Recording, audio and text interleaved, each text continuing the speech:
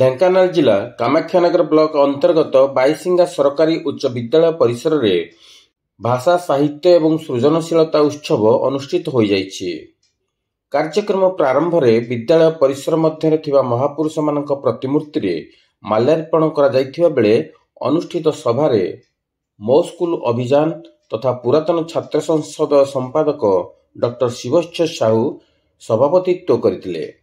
ମୁଖ୍ୟ ଅତିଥି ଭାବେ ବିଶିଷ୍ଟ ସାହିତ୍ୟିକ, ଗାଳ୍ପିକ, କବି, ସମାଲୋଚକ, ସ୍ତମ୍ଭକାର ତଥା ସମାଜସେବୀ ଡକ୍ଟର ପ୍ରଫୁଲ୍ଲ ପାଣି ଯୋଗଦେଇ ପିଲାମାନଙ୍କ ମଧ୍ୟରେ କିଭଳି ସୃଜନଶୀଳତାର ବିକାଶ ଘଟିବ ସେ ସମ୍ପର୍କରେ ସାରଗର୍ଭକ ଅଭିଭାଷଣ ରଖିଥିଲେ।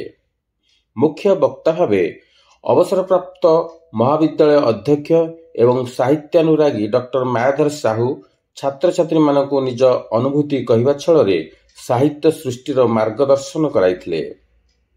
ସ୍ୱତନ୍ତ୍ର ଅତିଥି ଭାବେ ମଠକରଳା ମହାବିଦ୍ୟାଳୟ ଅଧ୍ୟକ୍ଷ ତଥା ସୁସାହିତ୍ୟ ଡକ୍ଟର ଚିତ୍ତରଞ୍ଜନ ଦାସ ଯୋଗଦେଇ ପିଲାମାନଙ୍କୁ ସାହିତ୍ୟ, ଆଧ୍ୟାତ୍ମିକତା, ସୃଜନଶୀଳତା ସମ୍ପର୍କରେ ଆଲୋକପାତ କରାଇଥିଲେ।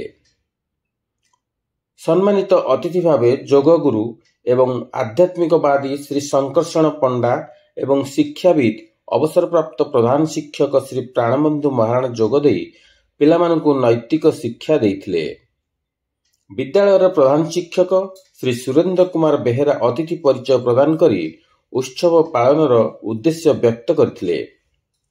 ବିଭିନ୍ନ କ୍ଲବ ଦାୟିତ୍ୱରେ ଥିବା ଶିକ୍ଷୟିତ୍ରୀମାନେ ନିଜ ନିଜର ଅଭିବ୍ୟକ୍ତି ପ୍ରଦାନ କରିଥିଲେ ଏବଂ ଶିକ୍ଷୟିତ୍ରୀ ଯମୁନା ସାହୁ ଧନ୍ୟବାଦ ଅର୍ପଣ କରିଥିଲେ। ପିଲାମାନେ କବିତା ଆବୃତ୍ତି, ଗଳ୍ପ ପଠନ, ପୁସ୍ତକ ସମୀକ୍ଷା କରିବା ସହିତ ସାହିତ୍ୟିକ କାର୍ଯ୍ୟକ୍ରମ ପରିବେଷଣ କରିଥିଲେ।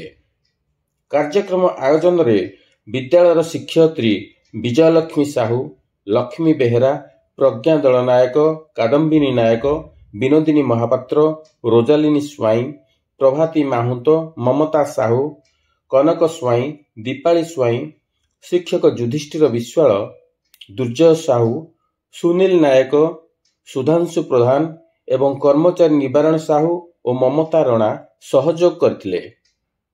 କାମାକ୍ଷାନଗରରୁ ତରଣୀ ସେନ ବାରିକଙ୍କ ରିପୋର୍ଟ, ଅଷ୍ଟକିଳା ନ୍ୟୁଜ।